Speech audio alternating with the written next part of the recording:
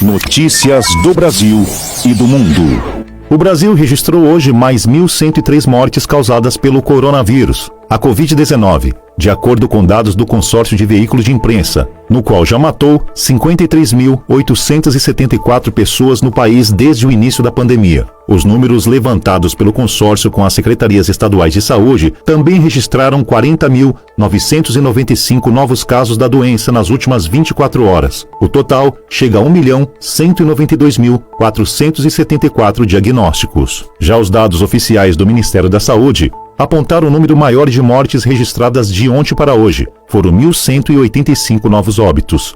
Mas o total segue menor da conta do governo. São 53.830 vidas perdidas. Nos casos, a mesma coisa aconteceu. O Ministério confirmou 42.725 diagnósticos novos, mas o total ficou em 1.188.631. O Ministério da Saúde divulgou hoje dados da semana epidemiológica que compreende o período entre os dias 14 e 20 de junho e afirmou que houve um aumento de 7% no total de novas mortes em relação à semana anterior. É uma volta ao ritmo de aceleração após queda de 4% nos dados apresentados há uma semana.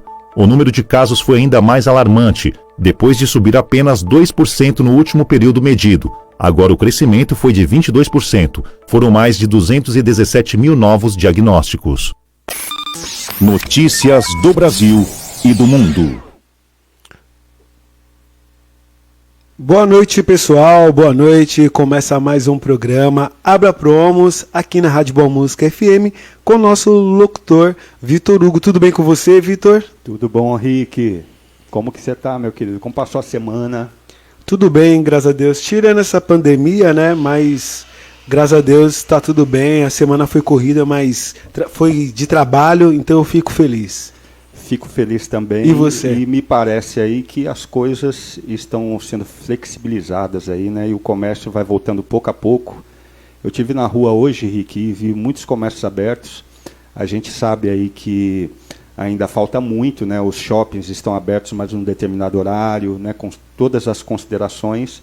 Mas a gente espera, acima de tudo, nesse momento de pandemia, que menos pessoas morram, né? Porque, infelizmente, o índice de mortes ainda está crescendo, né? Ainda está crescente. Então, o que a gente espera é que tudo volte normal e nossa sociedade volte a viver aí com felicidade aí e, enfim, colocando as suas vidas para frente, né? Porque tudo parou, infelizmente, né? Infelizmente, é um problema. Mas, Rick, quero deixar aqui um grande abraço primeiro para os nossos espectadores. Quero deixar um beijo no coração. Obrigado para você aí que nos aguardou, que está aqui assistindo mais um programa Abra Promos. E hoje nós trouxemos um convidado super especial. Você sabia? E sabe sobre o que ele vai falar hoje? Vai falar a respeito do terceiro setor. Jonathan Oliveira, boa noite para você, meu amigo. Obrigado pelo convite. Ou, aliás, por ter vindo, por ter aceitado o nosso convite e vir ao programa. Boa noite, Vitor. Boa noite, meu amigo Rick. Né? Obrigado pelo convite. É um prazer estar participando aqui da Rádio Boa Música, né? Quero dar meu boa noite para todos os ouvintes, né? E o pessoal do Facebook, das redes sociais. Agradeço demais pelo convite, até porque quando se trata de falar de projetos sociais, eu fico super feliz de falar dessa área tão importante que é o terceiro setor. Muito obrigado mais uma vez. E eu quero falar um pouquinho aqui de você, apresentar você aí para o pessoal, né?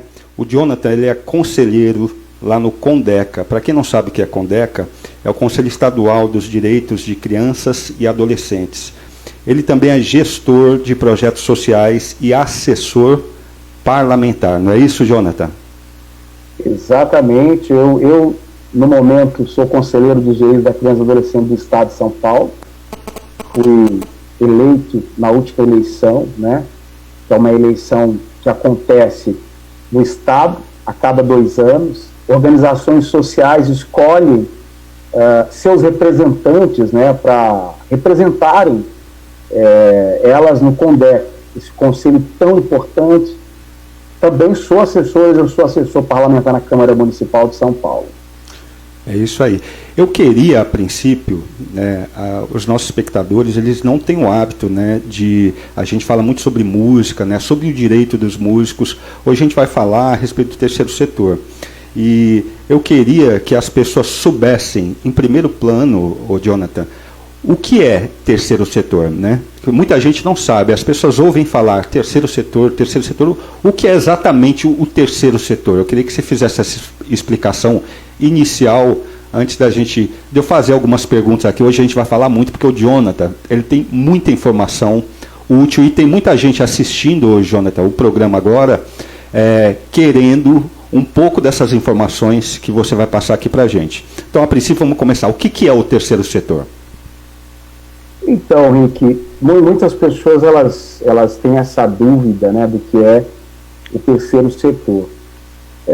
O terceiro setor, ele envolve as organizações sociais, né, sem fins lucrativos, entidades privadas. Elas não são governamentais, elas não visam o lucro. O objetivo dessas organizações é promover um bem para a sociedade, né? São as chamadas ONGs, né? E quem ouve falar de uma organização social, geralmente as pessoas elas não sabem, não conseguem entender o que é. Então, fica mais simples. Embora o nome ONG ele saiu do cenário teórico, né, da questão da literatura do terceiro setor, mas quando se ouve falar de uma ONG, todo mundo conhece. Então, o terceiro setor ele é esse conjunto de atividades voluntárias que são desenvolvidas por essas organizações. Que partem da sociedade, né? Dos coletivos sociais, seria isso? Exatamente. E deixa eu te perguntar uma coisa, as associações, elas fazem parte do que se chama de ONG? Então, as associações também. Se ela for fundada sem fim lucrativo, então ela entra dentro desse sistema, porque não muda nada. A questão associação, instituto ou ONG é a mesma coisa. Elas são sem fins lucrativos, né? Então não muda nada. Geralmente, por exemplo, você ouve falar Associação de Moradores de Vila Ema. Ela foi fundada também com o estatuto no mesmo sistema. Aí você ouve falar Instituto, vamos lá, um instituto grande aí, Instituto Ayrton Senna, se ela foi fundada dentro desse sistema sem fim lucrativo, ela é uma organização social. Então vamos lá, uma das características principais das ONGs é que elas promovem projetos sem um fim lucrativo. Isso ela não é como uma empresa que tem como objetivo lucrar. Então tudo aquilo que a ONG ela produz tem como objetivo se reverter em benefícios para os associados, para a comunidade. Seria isso, né, Jonathan? Exatamente. Uma ONG, Vitor, ela tem essa característica marcante, né, que é justamente oferecer serviços que o Estado deveria oferecer. Então, por exemplo, quando se trata de uma organização social, uma ONG que foi fundada numa comunidade para poder atender os moradores, a gente vê, eu visito muito as comunidades, eu atendo presidentes de ONGs, diretores, eu consigo dar um suporte para esse pessoal, inclusive na área documental, justamente porque a ONG, ela dá esse suporte lá onde estão os altos índices de vulnerabilidade social. Então, a ONG, ela tem essa característica. É como se fosse, a entidade, ela não visa o lucro, ela visa atender os que mais precisam. Então, quando você ouve falar de uma ONG, ela tem essa característica marcante, não tem como tirar isso dela, é da legislação. Olha que bacana, e é interessante a gente trazer esse tema hoje, até porque nós estamos vivendo uma pandemia sem precedentes, ao menos para essa geração, né? E nunca foi tão importante o trabalho dessas entidades junto às pessoas mais necessitadas.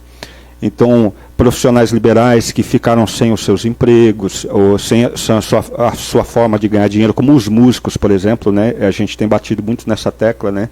O músico ele dependia do bar, o bar fechou, e o músico passa a não ter mais atividade e não ter como sustentar a sua família, né?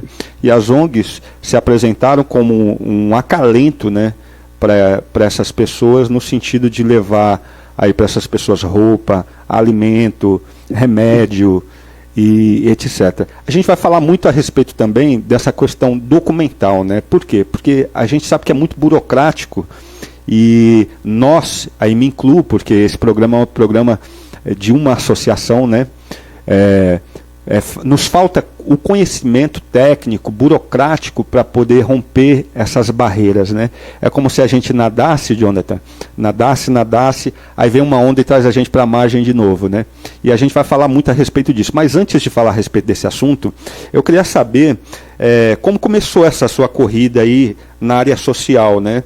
Você que é conselheiro, né, da criança e do adolescente aqui no estado de São Paulo, eu queria que você falasse um pouquinho a respeito da sua trajetória, como que você se interessou por isso, né, por ajudar o próximo, como que isso aconteceu? Então, Vitor, eu já trabalho dando esse suporte e atendendo pessoas que vivem nessa situação de vulnerabilidade há alguns anos. Já estou aí nessa caminhada há mais de 20 anos. E há um tempo atrás, eu comecei a trabalhar, até com um deputado amigo meu, o deputado Wellington Moura, deputado estadual. Eu comecei a trabalhar no gabinete dele, e o deputado ele tem essa veia social, né? Porque ele ele foi um dos líderes daquele projeto que dá marmitas nas ruas de São Paulo, acho que o Anjos da Madrugada. E aí, quando eu fui trabalhar lá, eu comecei a atender de perto a população, porque quando você visita, o trabalho de um assessor, ele é muito de campo. Então, quando eu visitava uma comunidade, eu sempre encontrava uma ONG. Sempre quem estava lá na linha de frente era uma ONG. E aí eu, conversando com esse pessoal, os presidentes, diretores, os voluntários das ONGs, conheci algumas, fui voluntário em outra, e aí eu comecei a entender as dificuldades que elas passavam. E aí eu estudei a área de projetos sociais. E aí eu pude entender, Vitor, que o quão importante é o trabalho que as ONGs fazem.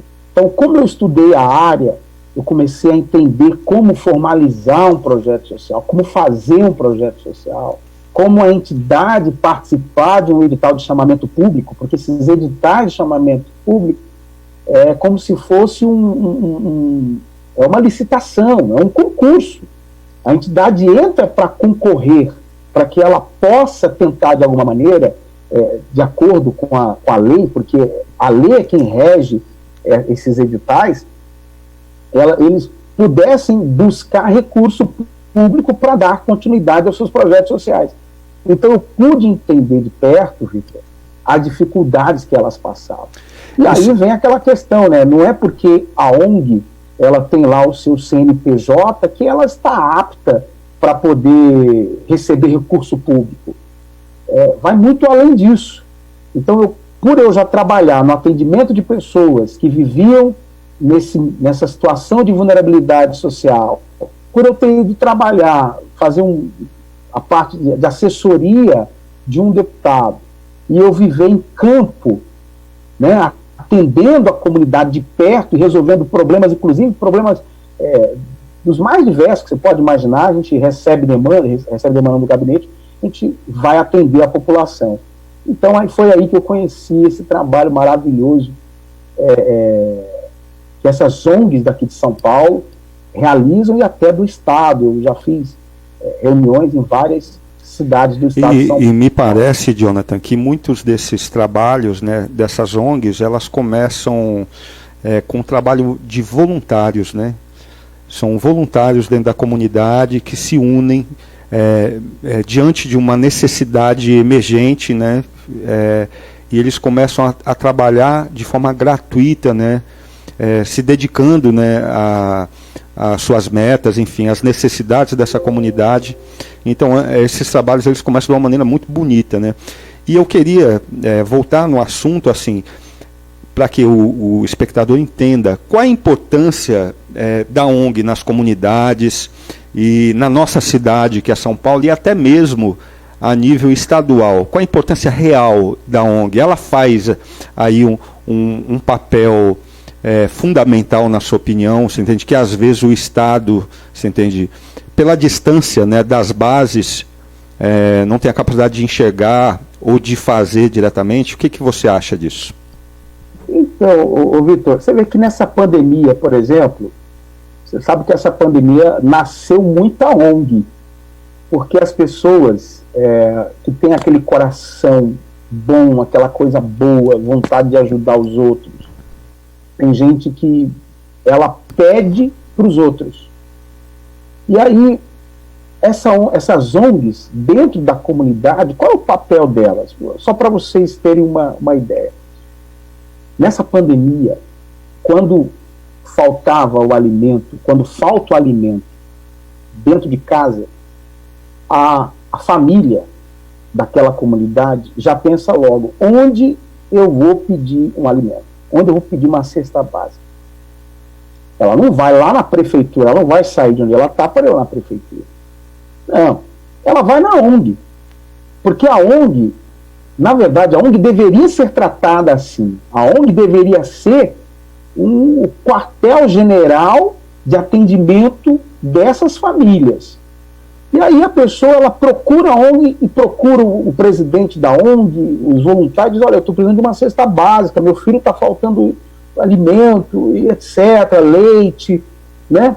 Então, essas ONGs têm esse papel dentro da comunidade, de atender, eles fazem o atendimento. Tem ONG, por exemplo, que tem psicólogo voluntário, assistente social voluntário, tem ONG que tem advogado voluntário, tem ONG que tem o pessoal, a pessoa que atende lá na área da saúde. Quer dizer, a ONG tem um papel maravilhoso dentro de uma comunidade. E a nível de Estado, Vitor, eu conheci muitas entidades, eu fui numa ONG ali na cidade de Avaré, que atende pessoas que sofrem são portadoras de alguma deficiência, e eu pude ver de perto o amor que aquelas pessoas daquela ONG atendem aquelas pessoas necessitadas. Então, assim, a ONG, Vitor, ela tem um papel primordial se tratando de atendimento à população. Na minha visão, a ONG ela tinha que ser mais valorizada. Nós sabemos que os anos foram se passando, desde quando começaram a nascer as ONGs, a gente viu que muitas situações aconteceram de corrupção, e tem gente até hoje que vê muitas ONGs, vê as ONGs, né, no sentido geral, como lugar para corrupção. Mas nessa minha caminhada, Vitor, eu conheci muita gente, mas muita gente que realiza trabalhos espetaculares e não ganham nada, elas não recebem nada, elas doam o seu tempo para socorrer quem mais precisa. Você vê que tem pessoas que saem do sistema prisional e tem que cumprir medidas, elas são colocadas nessas ONGs, elas cumprem horários nessas ONGs, são observadas pelo corpo diretivo da ONG, justamente para ressocializar essa pessoa. Então, quer dizer, as ONGs têm um papel fundamental. Fundamental, ser exatamente. Mais respeitadas, enfim. Muito interessante. Agora que eu estou lembrando aqui, o Jonathan, do nosso trabalho que começou aqui no Capão Redondo, né? E nós temos aí como diretriz a música, né, como um trampolim de transformação, né, da nossa comunidade, né? E muitas pessoas apareceram voluntariando, né? Pessoas que têm o desejo de fazer o bem e encontram na ONG, digamos assim, a porta aberta para que ela possa exercitar esse lado mais sublime do ser humano, que é ajudar o outro, ajudar o próximo, né? Mas como você disse anteriormente, não é só você ter um CNPJ que sua ONG está apta, né, para poder pleitear, né, benefícios do Estado, né? E aí vem a parte burocrática, da qual as pessoas, às vezes, nas comunidades, elas não têm o conhecimento, né? E elas sentem muita dificuldade, né? Então, eu queria até que você explanasse a respeito desse assunto, né? Quais são as dificuldades enfrentadas pelas entidades sociais hoje, para se enquadrarem? A gente, quando ouve falar da ONG, a gente vê aquele trabalho lindo que eles realizam, bonito. Nessa pandemia, teve entidades, eu conheci diversas entidades, eu visitei umas aqui na Zona Leste, doando marmitex, né? A ONG Flor do Oriente, a Cristiane Camargo, essas entidades, doando marmitex na porta para quem mais precisava, que essa pandemia pegou de um jeito que as pessoas que já viviam numa situação difícil, né? Elas já tinham dificuldades para se manterem. Quando tudo fechou, a coisa ficou pior. Então, assim, uma das maiores dificuldades que as ONGs enfrentam hoje é para elas se manterem abertas. Porque a ONG, ela abre. Geralmente, quem abre uma ONG já pensa assim, eu vou abrir uma ONG porque aí eu vou conseguir recurso para poder manter um projeto. Aí a pessoa já começa a sonhar, ela começa a imaginar, não, eu vou colocar um projeto aqui de computação para criançada, vou colocar um projeto de esporte. Então ela começa a ter esse pensamento. Só que quando ela cai na realidade, ela vê que não é tão fácil assim manter uma ONG aberta, porque uma entidade social, uma organização social, para ela se manter aberta, ela precisa de dinheiro. Isso não tenha dúvida. Então, para ela, ou ela recebe doação para ela poder se manter, né? Ou ela busca, por exemplo, uma parceria, né, com o poder público, ou uma parceria com empresários. Só que hoje, Vitor, quando se trata de parceria, por exemplo, com empresários, hoje as empresas se tornaram mais burocráticas do que o próprio Estado, por conta dos escândalos que aconteceram aí nos tempos passados aí. E de vez em quando acaba saindo uma ou outra. Então, assim, os empresários, para eles poderem doar alguma coisa e manter uma entidade funcionando, eles vão lá e querem conhecer a entidade. Eles querem saber se a entidade funciona de verdade. E outra, eles inclusive agora entenderam que eles precisam saber se a entidade tem documentação suficiente que demonstra que ela tem condições de atender. Então, os empresários pensam assim. E o poder público sempre teve, hoje, por exemplo, para você ter um convênio assinado, vamos falar um convênio, né, um termo de fomento assinado com o Conselho da Criança e Adolescente do Estado de São Paulo, você tem que atender uma lista de documentos. Dois documentos que são importantíssimos, e logo de cara tem que existir na hora da apresentação da documentação, que é o registro no Conselho Municipal da Criança e do Adolescente e o certificado do CRCE, que é o CEE, que é a Corregedoria do Estado de Entidades. Então, esses dois documentos e mais um diversos, dependendo da atividade que vai naquele projeto, então se a entidade não tiver documentação, Vitor, ela não consegue recurso. Ela não consegue. Então ela vai ter que ficar sempre buscando no quê? Ela vai ter que buscar doações de pessoas. Ela vai ter que ir lá no José da Padaria, vai ter que ir no fulano lá do Mercadinho, e ela vai ter que ficar pedindo dessa maneira.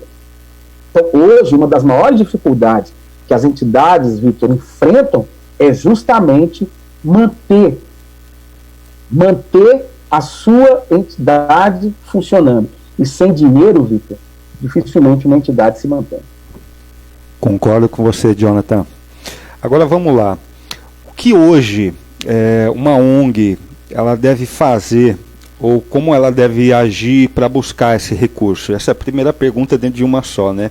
E agora, nesse período de pandemia, eu queria saber se a pandemia comprometeu esse trabalho, né, da busca do recurso. Então a primeira pergunta é como que a ONG deve agir, né, para buscar esse recurso. E segundo a pandemia atrapalhou esse processo na busca, né, desses recursos? Eu vou te falar uma coisa, Vitor. A primeira coisa que uma ONG deve fazer é justamente seguir isso que eu comentei agora. Ela já tem o presidente da ONG e o corpo diretivo da ONG já tem que pensar assim, peraí, nós temos documentação suficiente que vai garantir que a minha organização vai se manter aberta atendendo na minha comunidade? É uma das primeiras coisas que a entidade tem que pensar. E em relação à pandemia, como comprometeu as entidades, comprometeram o seguinte: as entidades que colocaram, por exemplo, projetos para determinados órgãos, para elas buscarem a captação de recursos ficou um pouquinho mais complicado, né? Porque nós sabemos que teve empresários que quebraram, teve empresas que fecharam as portas, né? E aí, com essa pandemia, eles não a entidade que colocou um projeto e ela quer abater no imposto, o empresário já vai ficar meio preocupado e receoso. Embora o imposto não é dele, mas geralmente o empresário pensa que aquilo que ele está destinando para a ONG é dele, né?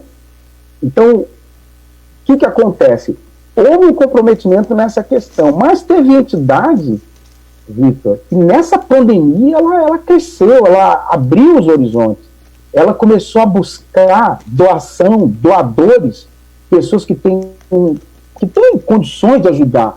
Elas começaram a buscar e elas encontraram pessoas que doaram. Nós vimos aí várias lives, né? Vários artistas fazendo live para poder doar para ONGs, né? Até artistas internacionais fizeram isso. Então teve ONG que ela vai sofrer com essa questão do incentivo fiscal, mas tem ONG que já vivia nessa questão da doação, ela ganhou mais fôlego, ela quis mais ir para cima. Na minha visão, Vitor, em relação a tudo que essa pandemia causou, eu vejo o seguinte: as pessoas elas enxergaram as ONGs. Elas enxergaram. Por quê? Você comentou aí da dificuldade que muitos artistas informais passaram, né? Esses artistas regionais, o artista de rua que vivia daquilo, que ele ganhava hoje para comer à noite, ganhava à tarde para comer à noite. Exatamente. E aí já não tinha mais isso. E aí, para que eles buscaram? A ONG foi lá, pediu, eu fiz com o meu grupo. Hoje eu tenho um grupo aí grande no estado de organizações sociais, e o que nós fizemos? Nós fizemos uma ação coletiva. Pedimos ao governo do estado doação. O que nós recebemos, digo para você, foi nada. Eu sei das dificuldades que o estado tem para poder manter essa grande população recebendo alimento, mas existem algumas coisas que poderiam ter sido feitas a mais, né? Principalmente pelas ONGs. Nós vimos aí, o governador João Dória prometeu aí 1 milhão de cestas básicas, e as pessoas que recebiam essa cesta eram pessoas, por exemplo, que eram cadastradas lá no Cade Único, né, que tem aquela renda lá de R$ 89. Uhum. Só que aí, por exemplo, nós não podemos esquecer que nós temos as pessoas que são do Cade Único que iam receber a cesta básica. Aí tem aquelas que se enquadraram do governo federal, os R$ 600. Mas no meio tem os profissionais liberais que perderam sua empresa, perderam seus serviços, porque eles prestavam serviço, e eles não se enquadraram nem no um nem no outro, e ficaram passando fome. Justamente. E aí elas foram buscar onde? A ONG foi quem fez esse atendimento com a ajuda de empresários. Justamente. Eu quero voltar aqui até num ponto aqui, para tirar uma dúvida, né? E eu acredito que tem alguns espectadores aí que são de ONGs que estão assistindo você. Inclusive, se você quiser se comunicar, tem o nosso chat aí. Se quiser fazer pergunta para o Jonathan, fique à vontade, tá? Coloque aí no chat que daqui a pouco a gente chama o Rick aí. Quando tiver alguma coisa, Rick, pode me chamar, tá? alguma pergunta. Tem telefone também, pode ligar aqui para a rádio também, se quiser fazer perguntas para o Jonathan pertinentes ao nosso tema, fique à vontade, meu querido. Então vamos lá, eu queria voltar um pouquinho na questão do que as ONGs devem fazer, né? Como elas devem agir para buscar esses recursos. E você me respondeu o seguinte, que elas devem, em primeiro plano, ter a certeza de que todas as suas documentações, né, toda a parte burocrática esteja apta, seria isso, né? Agora a minha pergunta é o seguinte, existem ONGs que trabalham com educação, por exemplo, outras trabalham com arte, outras trabalham com meio ambiente. Existe uma diferenciação, digamos assim, das credenciais ou das documentações que essas ONGs tenham que ter para poder estarem aptas para essas verbas? Sim, assim, cada órgão, por exemplo, a Secretaria do Desenvolvimento Social, ela exige que você tenha, por exemplo, a do Estado exige que você tenha o pró-social, né? Hoje, se uma organização social quiser entrar no programa do Viva Leite, ela vai ter que seguir algumas regras, né, de registros, para ela poder buscar se enquadrar dentro do programa Viva Leite do governo do Estado. Então, assim, o pró-social é uma exigência hoje da Secretaria do Desenvolvimento Social. Inclusive, antigamente, a Secretaria do Desenvolvimento Social não exigia esse certificado do CRCE, não exigia. Mas passou a exigir, e nessa exigência, muitas entidades que não tinham documentação, não tinham esse certificado, saíram desse processo, saíram desse programa do Viva Leite. Então, hoje, Vitor, cada órgão tem a sua certificação. Então, assim, tem a sua exigência. Por exemplo, o CRCE, que é a Corregedoria do Estado de Entidades, a entidade tem que comprovar, por exemplo, 2 anos de atuação, né? Que ela já atua há 2 anos. Ela vai ter que montar lá um histórico de atividade, ela tem que mostrar na prática, de fato, de verdade, que ela atende a população. Então, a Secretaria da Educação tem o seu certificado, a Secretaria da Assistência Social tem o seu certificado. Então, assim, se eu for mostrar para você aqui a lista de documentos, tem entidade que só de ver essa lista ela gela, porque ela vê que ela vai ter que fazer um sacrifício terrível. É complexo, né? Às vezes eu acho que também falta, sabe o que, Jonathan? A informação. Ele não sabe o que ele tem que ter em mãos ou o que ele tem que correr atrás, né? Eu também tenho contato com muitas ONGs aqui, principalmente da região do Capão Redondo e Campo Limpo, e a gente percebe incertezas, né, nesse sentido, né? E poucas pessoas aptas para aconselhar essas pessoas e indicar os caminhos, né? Então, eu acho que concordo com tudo que você falou, mas eu acho que a falta da informação do que eu tenho que correr atrás, aonde que eu tenho que fazer, é o que mais falta para esse pessoal, né? Porque essas ONGs, elas nascem no seio das comunidades e às vezes iniciativa de pessoas sem formação, né? Que elas não sabem realmente como dar o primeiro passo, né? Nesse sentido. E a gente vai chegar lá porque eu tenho conhecimento que você tem um projeto que é o Terceiro Setor em Ação. A gente vai falar daqui a pouquinho a respeito disso também. Aí eu queria te fazer uma pergunta mais específica, assim, e pessoal, né? Por que você defende essa bandeira das ONGs? Você falou um pouquinho, você falou que tem muito a ver com a sua participação ativa, né? Como assessor, né? E que você esteve em várias ONGs e conhece a realidade dessas pessoas, como que essas comunidades enfrentam, né, a falta de uma série de coisas. Queria que você falasse um pouquinho, dissertasse um pouquinho mais a respeito disso, se possível. Então, Vitor, uma das frases que eu uso no Terceiro Setor em Movimento, né, é justamente eu acredito na transformação do ser humano através das oportunidades.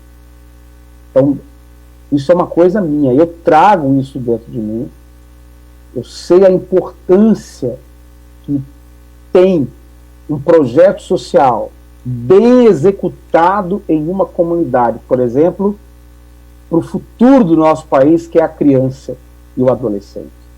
Então, eu defendo essa bandeira, a bandeira das ONGs, a bandeira do terceiro setor, justamente porque eu conheci pessoas dedicadas aos seres humanos. E uma das coisas que a pessoa que é um presidente de ONG, é um diretor de ONG, é um voluntário, uma das primeiras coisas que ele tem que entender, você tem que amar as pessoas. Você tem que acreditar no ser humano.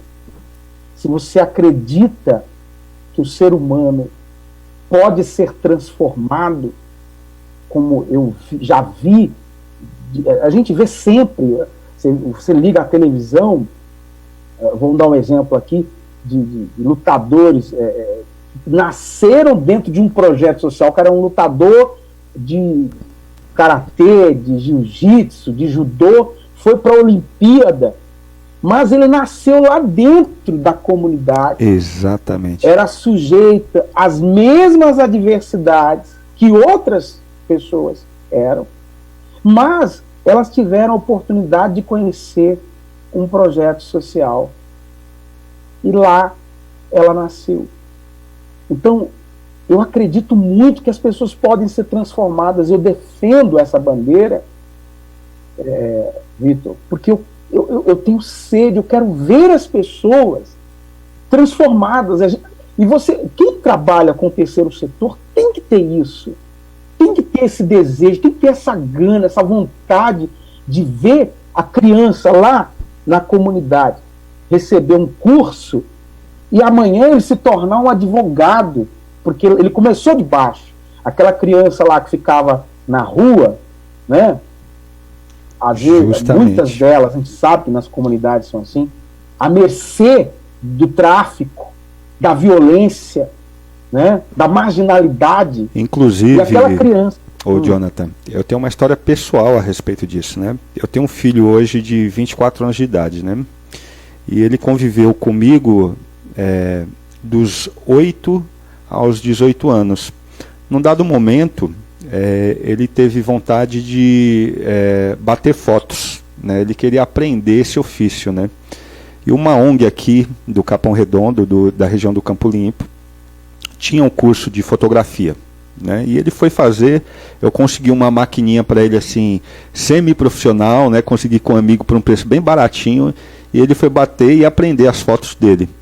Mais tarde, ele, após os 18, ele foi para a Europa, né, onde a mãe dele vive, e ele fez muitos cursos, né, pegou gosto pela coisa, e hoje ele faz trabalhos na Itália, né? Teve até uma cidade lá que teve um terremoto, né, e destruiu o patrimônio público assim, de 300, 400 anos, e as prefeituras começaram a reconstruir, né, essas cidades, né, esses monumentos históricos, e ele foi lá fotografar e filmar tudo isso aí.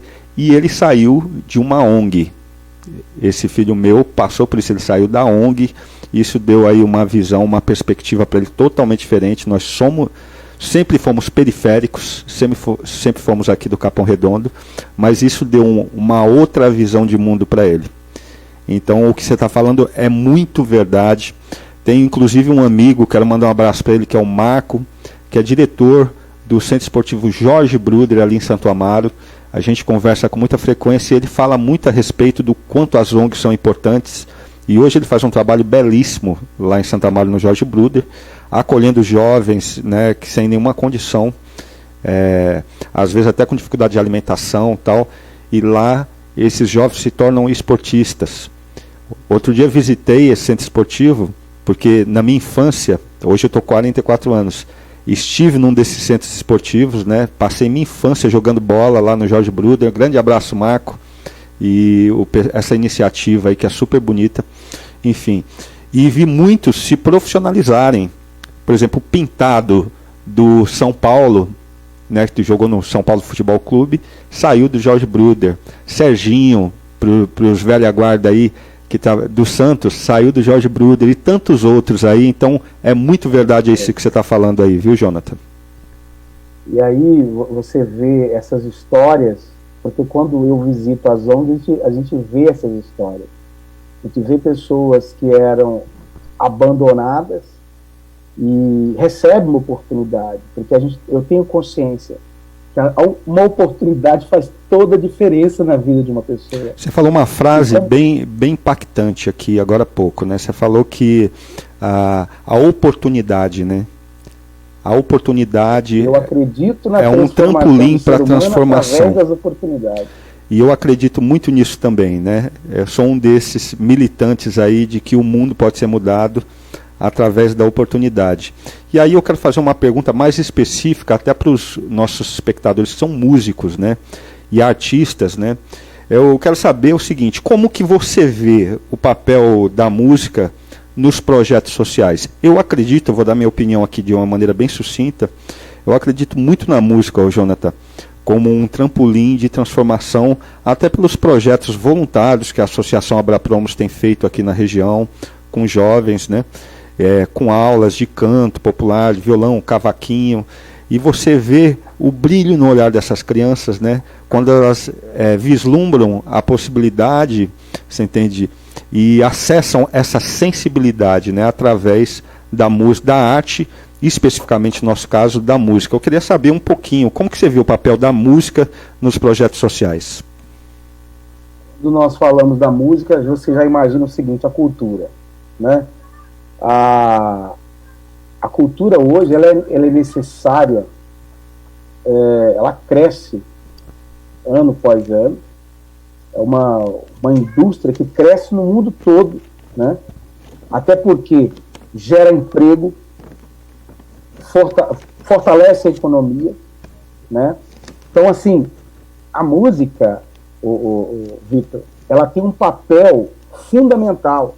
Quem é que nunca chorou ouvindo uma música? Porque geralmente a música ela fala com um toque diferente e ela mexe com você, faz você pensar na sua vida, no que você pode melhorar, no que você pode mudar, faz você pensar em erros que você cometeu, né? Quer dizer, eu queria até fazer, Jonathan, uma reflexão a respeito disso que você está falando. Olha aqui, ó. Estava ali batendo na porta, chamando o papai, né, filha? Pode participar da entrevista do papai, não tem problema. Vai ali com a mamãe, vai. Aqui tá tudo em casa, viu, Jonathan? Aqui a rádio Boa Música FM, é uma rádio familiar aí, que adentra aí nas casas das famílias, então ela é muito bem-vinda, a família toda. Eu queria até, anteriormente, estar falando para ti o seguinte: qual o papel, por exemplo, a importância do papel da arte e da música nesse momento específico, que é o momento da pandemia, né? Porque está havendo um advento, você entende, da pandemia, as pessoas ficaram isoladas e cresceram também os casos de ansiedade, de pânico, né, que é uma questão, eu tenho visto muito isso, muitas pessoas com dificuldades, né, de estar, né, isolados, né, e pessoas que estão sofrendo, né, por conta disso. E a arte, ela veio de encontro, você entende, essa necessidade da pessoa se sentir melhor. A arte, ela foi muito importante, a música, nesse período de pandemia, entende, ela foi extremamente importante para tirar essa pessoa desse prisma pesado, né, de morte, de tanta coisa ruim, até da necessidade, né, para um prisma melhor. Essa é uma questão, por exemplo, que eu queria que você comentasse a respeito, né, o quanto a música foi importante nesse momento, está sendo ainda, para as pessoas que ficaram isoladas, né, durante esse período de pandemia. Como eu estava falando para você, vou responder essa pergunta sua, o complemento. A música tem esse papel importante, por exemplo, na educação infantil, né? Quando você tem um projeto social que atende crianças e adolescentes, ou vamos falar assim, criança e adolescente lá na comunidade, eu fiz alguns projetos, eu escrevi alguns projetos musicais para algumas ONGs que inclusive estava em execução, parou por causa da pandemia. Mas, assim, olha, para você ter uma ideia do que é isso, a música, quando ela entra pelo ouvido da pessoa, ela toca na pessoa, ela mexe com a pessoa, faz a pessoa despertar para uma nova realidade. Tem músicas que se tornaram verdadeiros hinos, porque elas conseguem falar o que você não fala. Na verdade, você ouve e aquilo se torna uma melodia tão deliciosa que faz você despertar para uma nova vida. Exatamente. Aí eu vou filosofar um pouco, se você me permitir, Jonathan. Nós, até por conta de uma sociedade capitalista, onde o tempo é uma coisa extremamente importante, né, e as pessoas, muita informação, né, por conta do advento da internet, é muita informação que não dá nem para digerir, né, na verdade, né, e a gente fica vivendo o passado ou o futuro, mas a gente não consegue viver o presente. Então eu diria que a música, ela é um dispositivo que nos faz ficar aqui, agora, onde todas as coisas de fato acontecem, né? A gente pode vislumbrar um futuro bacana, olhar para o futuro. A gente pode aprender com o passado, mas as mudanças a gente faz agora. E a música, ela tem essa capacidade, é um dispositivo que te faz estar aqui agora. Olha só, eu filosofando, Jonathan. É isso mesmo. Você vê que você, quando você fecha os olhos, né, se você fechar os olhos ouvindo uma música, você pode se transportar para qualquer lugar. Você pode ir para a Itália. É verdade. ouvindo uma música. É verdade, assim, eu acredito nisso.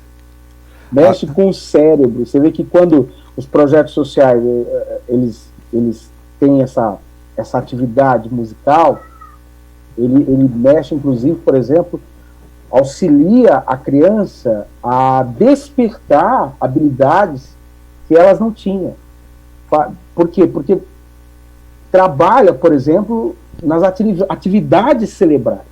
Ele ativa, amplia as atividades cerebrais da criança. Então, a música, quando a criança se envolve, eu estou te falando porque eu gosto muito, eu já fiz vários projetos sociais voltados para a música, e esses projetos sociais eu defendo mesmo, porque a criança pode, ali dentro de um projeto social, ali pode nascer, além de nascer uma estrela, pode trabalhar de uma forma tão extraordinária na vida da criança, tirando ele da marginalidade, tirando ele do mundo das drogas, enfim, pode transformar a vida de uma criança. Então, a música, ele tem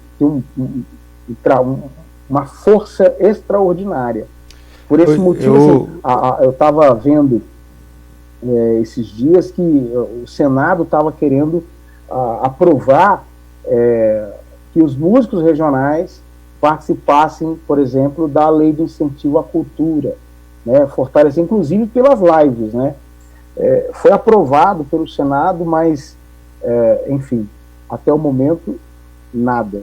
Então, assim, eu ia até te perguntar a respeito disso também, Jonathan. Né? Isso foi primeiro lá na Câmara, né, dos Deputados, isso foi para o Senado, foi aprovado, mas esses recursos não chegaram nos estados, o que aconteceu? Então, Vitor, hoje, nesse exato momento, eu digo para você, a questão dos músicos ficou para depois, vamos dizer assim, né? Porque coloca-se, por exemplo, realmente a saúde está em primeiro plano, a saúde física, mas nós não podemos esquecer da saúde mental das pessoas, o que você comentou agora há pouco, dessa questão, que muitas pessoas entraram em depressão. Você imagina, eu não cheguei a consultar essa questão do suicídio, nós já tínhamos uma taxa de suicídio altíssima. Imagina na pandemia, que subiu as agressões à mulher, Justamente. Que isso a gente já discutiu bastante aqui nos nossos programas. Você vê, subiu a agressão à mulher, a criança, então, o estupro de bebês. Você imagina isso? É horrível isso. Estupro de bebês. Então, quer dizer, Nossa. esses níveis de violência subiram lá em cima. E aí você está bem por dentro disso por conta de fazer parte do conselho, né, da criança e adolescente do Estado. Então assim, de fato, isso aconteceu, um aumento exponencial desse tipo de agressão? Sim, subiu de forma gigantesca. Chegou a ser, o Ministério dos Direitos Humanos chegou a ter 7 mil denúncias por dia de estupro de bebês. Só para você ter uma ideia. Olha só. É uma coisa muito triste, fora né? do normal. Eu vi a ministra Damares falando sobre isso no programa do Datena, e ela comentou que realmente os estupradores, os pedófilos, os predadores, como ela chamou, que muitas vezes são familiares, né, o Jonathan, eu estou errado. Muitas vezes são familiares, amigos da família, não? Não, o índice de estupro, de violência, de abusos que acontecem dentro de casa, maior parte são de pessoas da própria casa. Da própria casa. Olha só, é muito então, triste. É uma coisa fora do normal. Você vê que, por exemplo, o índice de agressão à mulher se tornou tão grande, isso inclusive no meio foi feita uma pesquisa que o índice de agressão à mulher, infelizmente, é uma coisa que eu vou te falar aqui, porque eu vi ontem, estava com um amigo meu e ele comentou que o índice de agressão à mulher no meio evangélico é muito alto. Não sei se você sabe disso. Eu não sabia disso, Jonathan. Eu não sabia. Eu vi ontem, a gente estava conversando sobre isso, e quer dizer, é tema para muitos programas, né? Mas assim, o índice de violência, o Vitor, é gigantesco. Aí vem essa questão que você falou da música, né? As lives que foram defendidas, foi defendida inclusive para ser incluída na lei de incentivo à cultura, mas que ainda não aconteceu, não chegou para que os músicos possam fazer esse tipo de trabalho, até porque aqui, por exemplo, aqui na cidade de São Paulo, o prefeito Bruno Covas, ele quis inclusive fazer esse tipo de propostas para financiar os músicos. O Youssef, né, um pouco antes de sair, né, Isso, logo no início da pandemia, e ele foi extremamente criticado. Teve um vereador aqui da cidade de São Paulo que também criticou de forma gigantesca, mas foi pancada nele. A gente está falando de uma classe, Jonathan, que parou, fomos os primeiros a parar, né? Os primeiros a parar por conta da pandemia, e provavelmente seremos os últimos a retornar às nossas atividades. E aí, quando a gente fala de músico, né, o espectador que não conhece muito bem, ele pensa assim, poxa, é a Ivete Sangalo. Não, a gente não está falando desses músicos, a gente está falando dos demais músicos que fazem parte do grande contingente, né, que são mais de 95% dos músicos, são músicos de shows, de eventos, de bares, são pais de família, que têm filhos que pagam aluguel, que tem que comer, como você mesmo disse, de uma maneira, foi bem observado, às vezes toca o final de semana para poder fazer a feira na semana, pagar suas contas. Esse pessoal, e eu me incluo nisso, tá, Jonathan? Nós estamos 3 meses sem ganhar dinheiro e às vezes sendo ajudados pelas ONGs, por parentes, por amigos, numa situação um pouco melhor, entendeu? Então você imagina, e nós não temos um representante que milite ali, que lute por nós. Quando eu falo de representante, estou falando de um representante na Câmara dos Deputados, lá um vereador que realmente entenda como isso funciona, como é a vida do músico, porque as pessoas não entendem, Jonathan, como que é a vida desse cidadão. Esse cidadão, ele não quer ser famoso. É claro, Você entende que existe o sonho. Mas o que a gente quer é dignidade. A gente quer um mínimo para viver com dignidade. A gente quer morar, a gente quer comer, a gente quer cuidar dos nossos filhos. E muitas vezes esses profissionais só sabem fazer isso.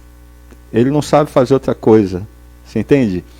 Então eu quero salientar, porque eu sei que muitos músicos estão assistindo aqui o nosso programa, né? E aí eu quero te fazer uma pergunta, né?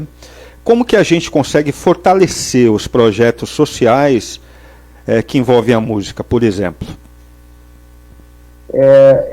Para você poder fortalecer os projetos sociais, eu comentei com você no início da nossa entrevista, do nosso bate-papo, que a organização social tem que ter aquela documentação, como eu te falei.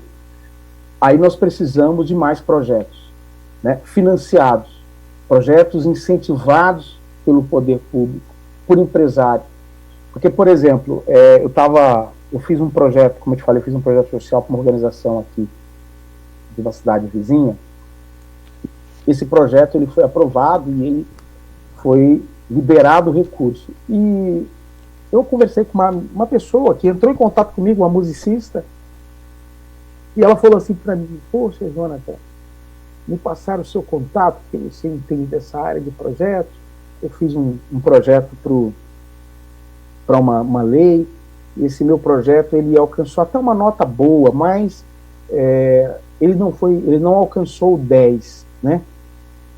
E ela falou: dá uma olhada nesse projeto para mim, vê o que aconteceu. E eu fui olhar o projeto dela e eu encontrei que, por exemplo, a contrapartida social que ela colocou foi muito pequena. Ela ia receber um valor que era um bom valor para ela poder fazer aquele projeto que ela tinha, para executar aquele projeto dela, mas a contrapartida social era muito, muito simples, era muito parcial, era uma coisa...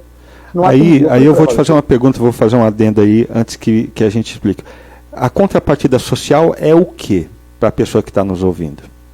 É o que você oferece. Por exemplo, o Estado, ele remunera o teu projeto, que você colocou lá para aquela lei, e você tem que dar uma contrapartida social. Ele vai servir de quê? Por exemplo, eu quero um projeto, eu escrevi um projeto social para ser financiado por tal lei, só que o que eu vou oferecer de social para a comunidade, para as pessoas? O que elas vão receber com esse meu trabalho?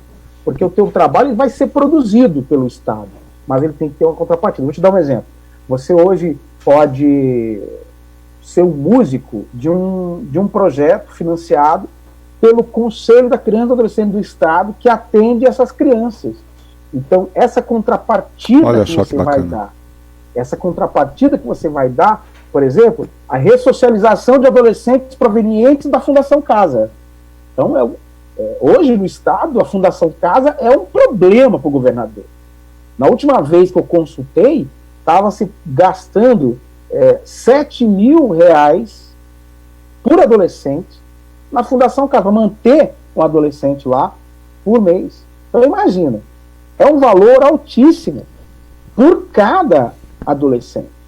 Então se você tem, tanto que no Condeca, por exemplo, esses projetos que entram de ressocialização desses adolescentes que são egressos da Fundação Casa, esses projetos têm nível de urgência, justamente por causa da contrapartida, porque é importante para o Estado recuperar esses jovens para que eles não voltem para a marginalidade. Essa é a contrapartida. Então o músico, quando ele é contratado, vamos lá, aquela associação, aquele instituto, aquela ONG vai executar um projeto musical, então aquele músico é contratado por aquela ONG, é remunerado por aquela ONG para que ele consiga ressocializar aqueles jovens ou aquela criança consiga se tornar um cidadão de bem, né? Então, muito bem, é uma contrapartida social. E aí eu te pergunto assim, o músico, ele está inserido também nessa área do terceiro setor? É possível ele fazer parte de projetos que passem a cooperar, né, com a vida das pessoas? É isso que você está me dizendo? Sim, o músico ele tem um papel fundamental no terceiro setor. como eu te falei, se o músico participa de um projeto social, olha a importância do músico na área cultural dentro de uma ONG. Então, por exemplo, opinião minha, né? Hoje, por exemplo, a lei de incentivo à cultura, você consegue colocar projetos de pessoa física. O músico consegue. Só que uma das grandes dificuldades do músico é justamente, por exemplo, elaborar o projeto. Justamente. Então, esse músico ele não tem condições de fazer isso. É aí que entra o seguinte, você precisaria ter mais oportunidades para que esses músicos que se interessarem, porque eu bato numa tecla com as ONGs, Vitor, que a ONG necessita estar capacitada desde o presidente até o voluntário, para poder apresentar, executar um bom projeto social. Então, como que você vai fazer isso? Se eles se interessarem em se capacitar. Então, isso é muito importante. Então, um músico poderia já começar a buscar, poxa, como que eu posso escrever? Hoje você abre a internet e você encontra diversos, no YouTube, vídeos ensinando você a fazer um bom projeto. Você encontra diversos estudos e até cursos mostrando para você como escrever um projeto social. Resumindo, né, o que eu sempre falo aqui para o pessoal, nossos espectadores músicos, né, que o músico hoje ele não pode fazer simplesmente a arte dele. Ele não pode só compor, só tocar. Ele tem que também aprender, ele tem que conhecer outras áreas, né? Ele tem que saber fazer o marketing pessoal dele, ele tem que saber vender, ele também tem que saber a respeito dos projetos. Então ele tem que se reinventar, né, Jonathan? Porque o que acontece, Vitor, o músico, ele vai crescer como pessoa. Isso é importantíssimo. Imagina o músico que ele estudou a música, ele sabe como funciona, ele sabe tocar, tem uma voz belíssima, enfim, vamos imaginar assim. Mas se ele entende também dos seus direitos, porque é um direito, o músico tem esse direito de participar da lei de incentivo à cultura. Ele tem esse direito. Mas para ele participar, ele tem que estar capacitado para isso, ele tem que entender como fazer o projeto. Porque se você for pagar, assim, eu sou muito o seguinte, eu sempre fui atrás do que eu queria. Eu sempre fui aquele cara que eu chegava tarde em casa, ia dormir tarde, acordava cedo, mas eu fui estudar. Eu concluí agora o meu curso de Direito, mas eu tive que ir atrás, eu tive que correr. Nós sabemos que o músico, ele tem esse papel fundamental na sociedade, que envolve todo um processo que começou em 1960, vamos dizer, quando nasceu a Ordem dos Músicos do Brasil, vamos dizer assim, porque os músicos, eles eram visto, a dificuldade que o músico enfrentava naquela época era muito grande. Aí nasceu a Ordem dos Músicos para tentar, de alguma maneira, vamos lá, imaginar assim, ajudar os músicos para que eles entendessem como trabalhar. No processo de profissionalização deles. Exatamente. Tal, exato, processo de profissionalização. Existem muitas críticas, Jonathan, inclusive a respeito desse assunto, né, que você comentou sobre a Ordem dos Músicos, né? Porque, por um lado, a Ordem dos Músicos, ela deu algum suporte, né, mas para o músico pequeno, por exemplo, aquele que faz barzinho, a anuidade, né, aquilo que deveria ser pago, era um valor relativamente alto comparado aos cachês muito pequenos. Hoje, né? Então existia uma crítica do músico. Eles não fazem nada por nós e a gente tem que pagar isso todo ano. Quer dizer, e aí depois o que aconteceu? Foi para o Supremo, né? Parece que um músico até do Sul, né? A questão, né, da obrigatoriedade desse músico pagar essa anuidade, e caiu, né? Mas por outro lado surgiu um outro problema, porque não existe mais um órgão que regule a profissão. Quer dizer, qualquer um que investiu muito menos tecnicamente ou nos seus equipamentos de som, você entende, na perfeição do seu trabalho, é substituído por alguém que entrou ontem, que começou as suas atividades ontem. E o dono do bar, esse pequeno comerciante, normalmente ele não é músico, normalmente ele é um administrador, ou é um cara que era garçom, juntou um dinheiro e montou o bar dele, na sua grande maioria. E ele não sabe fazer a avaliação de se aquele músico é bom ou não. Aquele músico que não é profissional, ele toca para um cachê pequeno, né? Já aquele músico que investiu, ele toca para um cachê melhor, por quê? Porque ele sabe que ele investiu no estudo, ele investiu no tipo de equipamento para que o som saísse muito mais agradável. Então a gente vive hoje um lance muito esquisito, assim, né? Porque a gente não tem mais um órgão que regule a profissão, né? E que diga, não tem mais a carteirinha do músico, por exemplo, da OMB, ela não é mais necessária em nenhum lugar, nem num SESC, nem num CEL, em nenhum lugar que você vá é necessário mais. Então você entende nosso drama, ô Jonas? Sim, sim. É complexo. A OMB ela foi criada para justamente representar, defender, brigar, enfim, etc.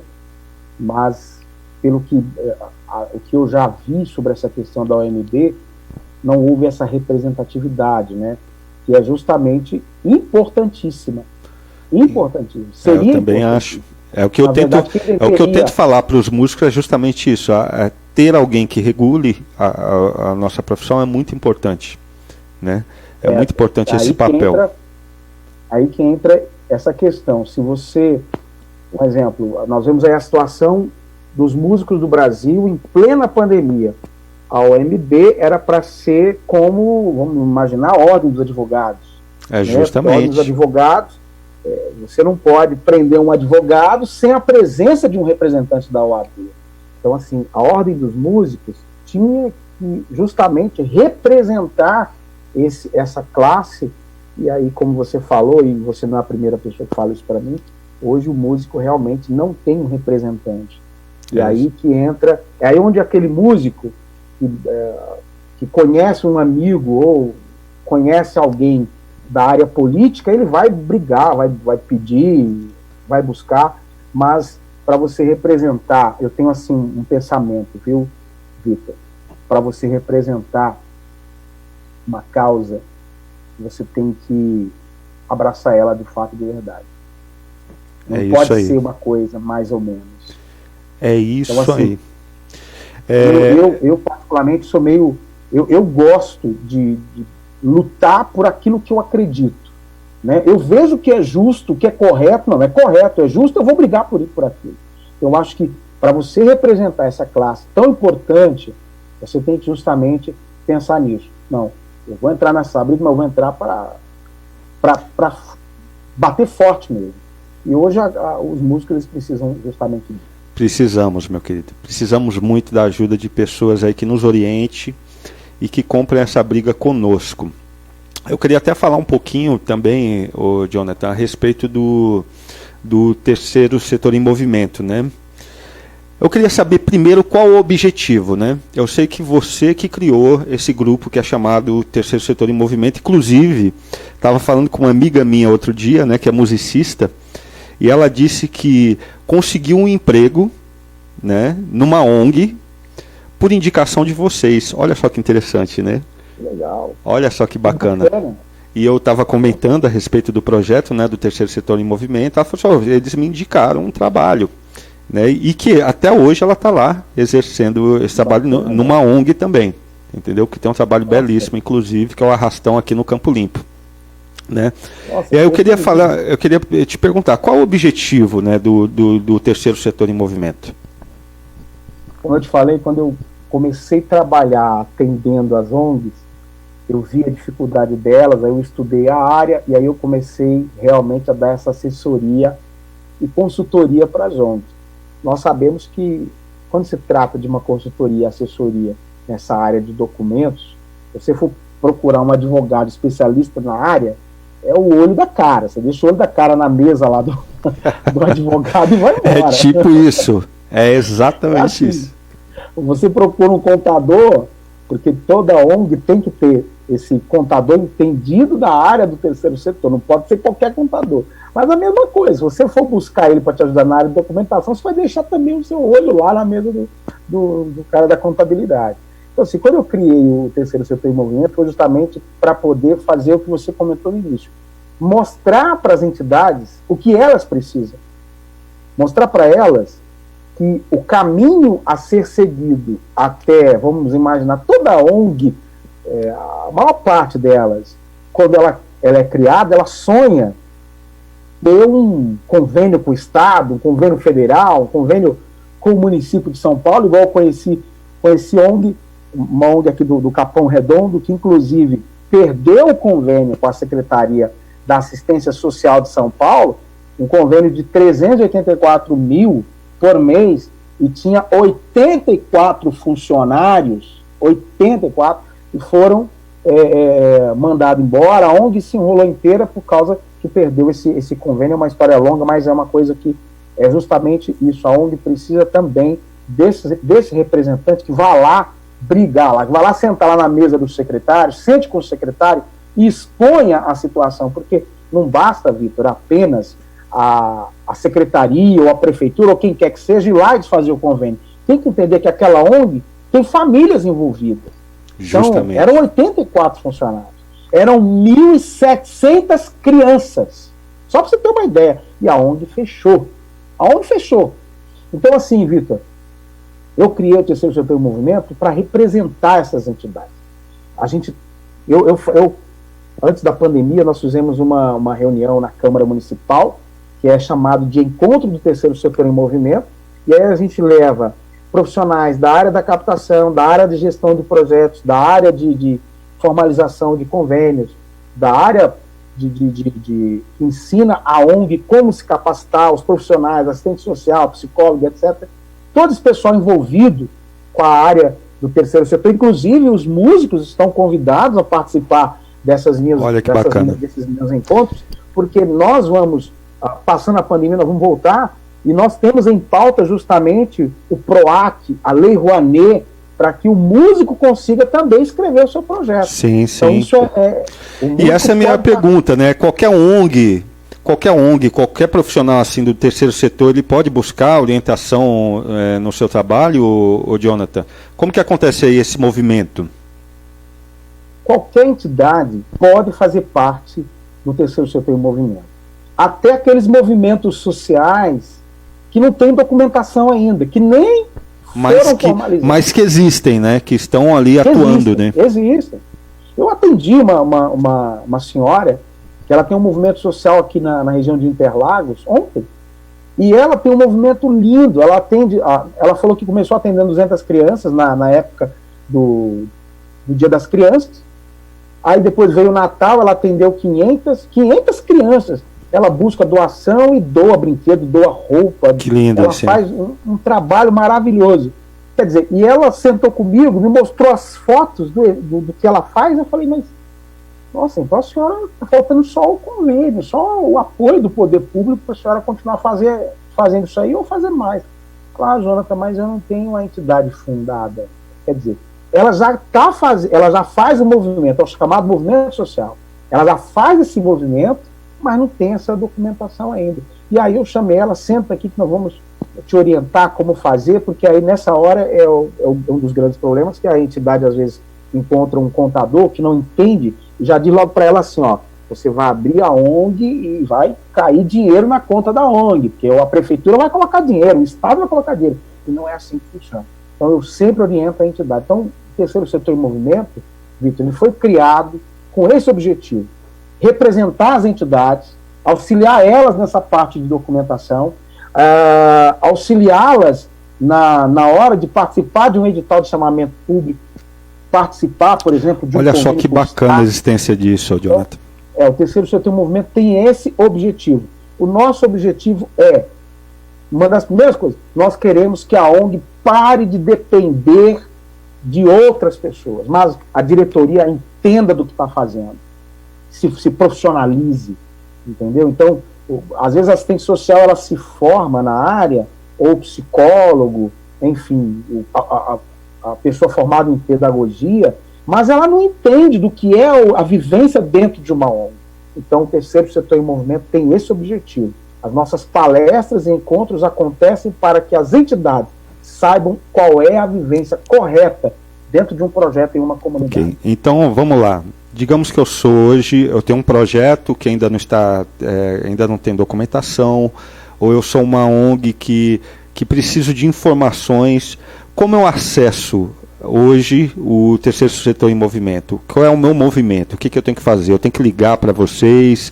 Eu tenho que marcar uma reunião? Eu tenho que participar de uma palestra? Como que funciona isso, Jonathan? A primeira coisa é muito simples. Você pode acessar aí a página do Facebook do Terceiro Setor em Movimento. Tem um botãozinho aí nessa página, onde você, quando clicar, você vai conseguir enviar uma mensagem para o nosso WhatsApp. E não tem problema, você vai mandar essa mensagem, nós vamos ouvir você, vamos marcar para te atender, ou online, ou pessoalmente, a gente marca, atende, conhece o projeto, a gente vai conhecer o projeto, a gente dá dicas. Olha que bacana, gente. Para a entidade de como ela deve se comportar, inclusive em meio a essa pandemia. Então, assim, o acesso é muito fácil. O WhatsApp, você vai conseguir falar com a gente. Telefone, mesma coisa. Você pode acessar pelo telefone, o número que aparece no WhatsApp é o mesmo do telefone. Então, eu vou lá no Facebook, na fanpage, www.facebook.com/. Isso. Terceiro Setor em Movimento. E aí a gente vai acessar. É muito lindo esse trabalho que você faz, Jonathan. De boa. Obrigado. É muito bacana mesmo. Eu fico muito grato aí que você tenha aceitado aí nosso convite para esclarecer tantas coisas aí. E eu espero aí estar aberto os canais de comunicação aqui da Rádio Boa Música FM para você. Eu queria fazer aí uma última pergunta para você aí, se possível. Pode fazer. Quais são os planos para o futuro, Jonathan? Planos para o futuro? Para o futuro próximo e a longo prazo. Primeira coisa, Vitor, eu quero fazer com que o Terceiro Setor em Movimento se torne o maior movimento do Brasil, fortalecendo as ONGs. Porque essa é a bandeira do Terceiro Setor em Movimento. A ONG, ela tem que estar no status que merece. Os profissionais do terceiro setor têm que receber o status que merece, que é o quê? O braço do Estado. As ONGs eram para ser o braço do Estado. Infelizmente, não são ainda. Nós temos mais de 39 milhões de pessoas empregadas. Antes da pandemia, eram 39 milhões de pessoas empregadas no terceiro setor. Olha muita só, gente. É muita gente mesmo. É muita gente. E nós não podemos desvalorizar as organizações sociais. Nós não podemos permitir que as ONGs sejam tratadas de qualquer maneira. Porque tem pessoas, Vitor, que lá na entidade social, lá na comunidade, ela abraça as pessoas com uma vontade, querendo fazer o bem para as pessoas. Então, o Terceiro Setor em Movimento, como eu te disse, foi criado para isso. Nós queremos que o terceiro, nós estamos já preparando, nós vamos ter o nosso site oficial do Terceiro Setor em Movimento. Nós vamos ter uma outra plataforma que é de auxílio para as entidades sociais do nosso Brasil, inclusive internacional. Nós vamos ter isso, já está praticamente pronto. Olha que bacana, gente. E nós queremos, através do nosso trabalho, fortalecer as entidades. Hoje, Vitor, eu sou pré-candidato a vereador na cidade de São Paulo. Mas eu sou pré-candidato a vereador, não é uma coisa que foi combinada quando eu comecei meu trabalho. Não. Quando eu comecei meu trabalho lá atrás, eu fui apaixonado, eu me apaixonei pelo trabalho que as entidades sociais oferecem para a população. E aí eu comecei a fazer esse trabalho. Tanto que quem está comigo, as entidades que estão no meu grupo, elas sabem que todo esse tempo que ela está comigo, elas me conhecem e sabem que eu nunca medi esforços para ajudar essas organizações. Então, assim, eu sou pré-candidato a vereador em São Paulo, justamente para, se eu for candidato na eleição, eu quero representar as ONGs e o terceiro setor na cidade de São Paulo. Eu fico muito feliz, em primeiro lugar, Jonathan, pela possibilidade de termos pessoas aí com esse comprometimento, né, com o terceiro setor, como você. Eu não o conhecia, fui apresentado aí, me falaram de você aí como o maior defensor aí da causa do terceiro setor aqui em São Paulo. E eu fico muito grato de ter recebido você, mas eu vou chamar o Rick aqui para ele falar um pouquinho das mensagens que foram mandadas aí durante nossa entrevista. Então fica atento aí, Jonathan. Manda ver, Rick. É isso aí, pessoal. Vamos de mensagem agora aqui na Rádio Boa Música FM. Quero agradecer a todos do Rio de Janeiro que estão falando com a gente aqui ao vivo. Quero agradecer ao Bruno que está mandando um abração também Rio de Janeiro, mandando um abração para o Vitor, já falou que acompanha já os programas dele. Quero agradecer também a Fernanda de Cotia, está mandando um beijão para vocês, parabéns pelo programa, ótimo assunto. Também Cotia, o Agnaldo Iprec. Boa noite, galera, abração para vocês, estou curtindo o programa, um forte abraço a todos os ouvintes e em especial ao Jonathan Oliveira.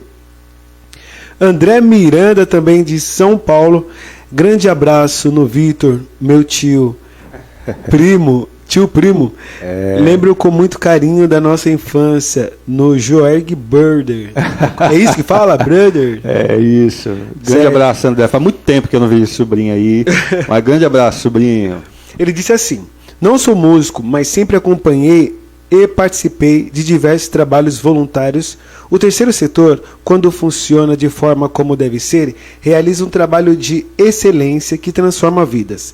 Gostaria de aproveitar e parabenizar a Associação Talentos do Capão de preparação de triatletas. Olha que legal, Vitor. Boa ideia. Olha aí, Jonathan.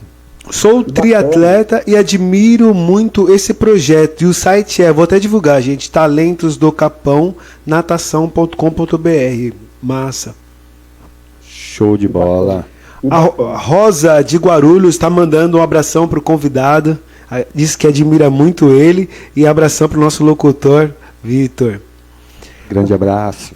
O pessoal de Ceará está mandando abração. A Vanessa e a Teandra do Ceará está mandando abração. Parabéns pelo programa. A Silvia Biondo Osasco, Associação Pro Família, sempre teve a colaboração técnica do Jonathan Oliveira. Zona Leste, temos bastante gente de Zona Leste mandando abração para o Jonathan, diz que admira muito o trabalho dele. Tatiane de Salvador, Bahia, boa noite. Qual o primeiro passo para um especialista em gestão de projetos sociais sem experiência? Como concorrer em um edital de chamamento? Aí tem uma pergunta.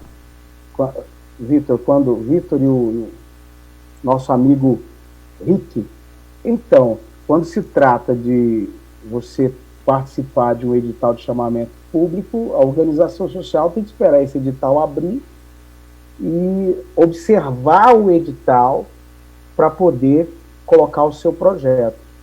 A primeira pergunta, qual foi que você fez? Deixa eu voltar aqui. Qual o primeiro passo para um especialista em gestão de projetos sociais sem experiência? A primeira coisa, você tem que participar de um projeto social. Ainda que você comece sendo voluntário. Porque quando você vive dentro de um projeto, você passa a entender o dia a dia desse projeto. Você passa a entender como funciona.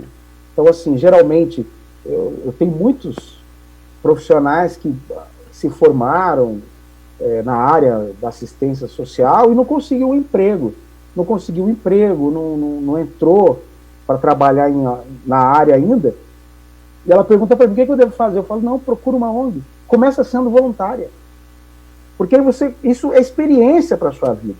Embora é exigido para assistente social, por exemplo, um estágio, mas quando você se forma, se você se mantém dando aquela assistência, isso te faz crescer como profissional.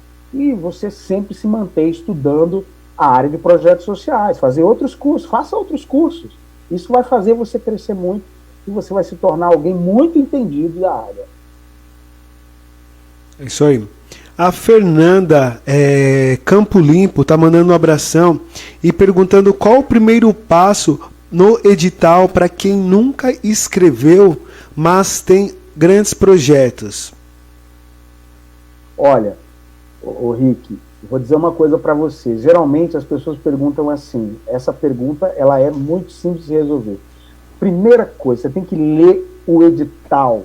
Leia, porque o grande problema das organizações, elas têm o projeto reprovado e não alcançam o objetivo porque ela não lê com atenção aquele edital. Pois é. Então é muito importante a entidade observar o edital.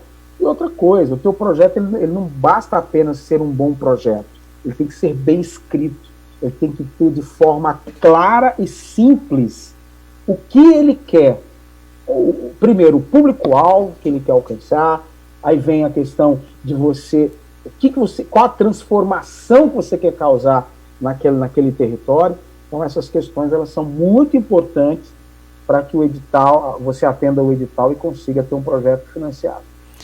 Vamos agora com a mensagem de Marcos Vinícius, da Agência Brasileira de Música. É isso? Isso. Certo. Ele está mandando aqui no WhatsApp da rádio. Excelentes assuntos colocados, informações que foram muito importantes e relevantes. Muito obrigado por essa aula de conhecimento. Um grande abraço para o Vitor Hugo e para Jonathan Oliveira. Marcos Vinícius, Igreja Quadrangular. Grande abraço, Marco. Grande abraço, Marcos. Obrigado, prazer. Vamos lá. O pessoal do Ipiranga, Zona Sul, tem bastante mensagens, mas eu resumi, tá? Porque são, na verdade, as mesmas perguntas. Mas vamos lá, vamos só passar para os parabéns? Bora. Melhor, né? Pessoal do Ipiranga, Zona Sul, o pessoal do Sacomã, pessoal da saúde, olha que legal.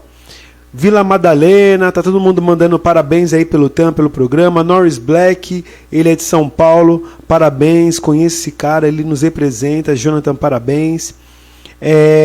Vamos lá, pessoal de Fortaleza também, as mesmas perguntas, mas temos mais de 476 pessoas que mandaram perguntas semelhantes. Agradeço a Central por separar para mim as perguntas que são parecidas, mas já também desejando um parabéns aí a você, Vitor, por trazer um convidado desse tão importante para nos esclarecer. Eu aqui agradeço aí a presença do Jonathan Oliveira, espero que se confirme essa candidatura aí. Precisamos de pessoas aí com essa vontade de lutar pelo terceiro setor que você tem demonstrado aí todos esses anos. Muito obrigado, Jonathan.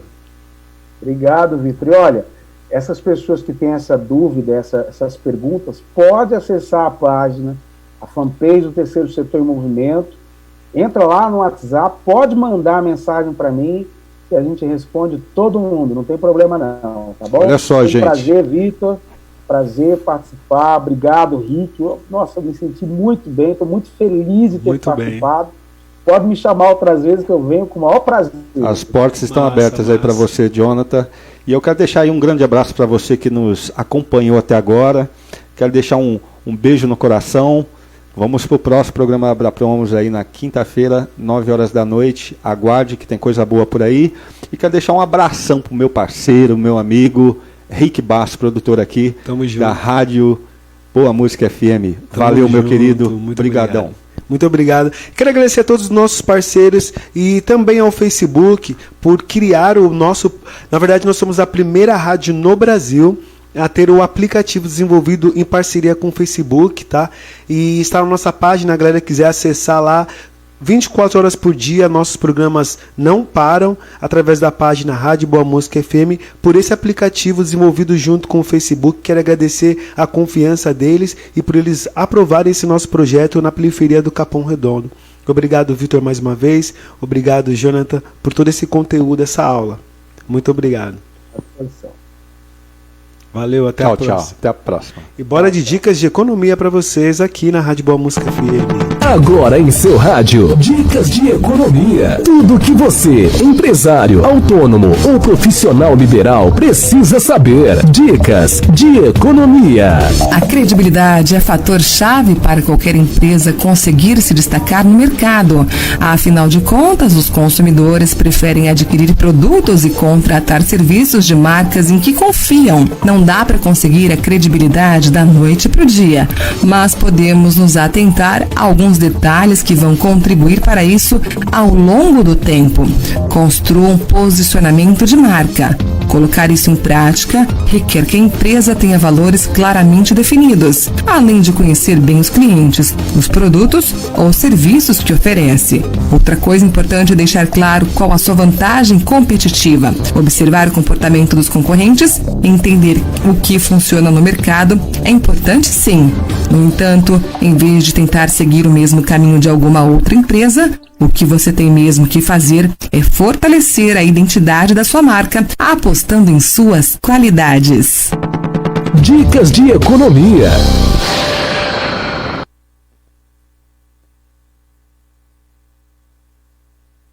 Saúde é coisa séria. Agora em seu rádio, dicas de saúde. Tudo o que você precisa para manter uma vida saudável. Seu cabelo está opaco, ressecado, sem vida e com a cor desbotada? Um simples banho de brilho feito em casa pode ser a solução. É ideal para as pessoas que querem deixar seus cabelos mais brilhantes e para realçar a cor. Além disso, tanto hidrata os fios, recupera o brilho do cabelo, previne o desbotamento da cor, deixa os fios com uma aparência mais saudável, restaura o cabelo danificado por química, intensifica o movimento e a maciez. Escolha uma tinta de qualidade da sua confiança, exatamente da cor do seu cabelo. A máscara hidratante precisa ser da cor branca. As ampolas de vitaminas podem ser de acordo com a sua necessidade. Dicas de saúde.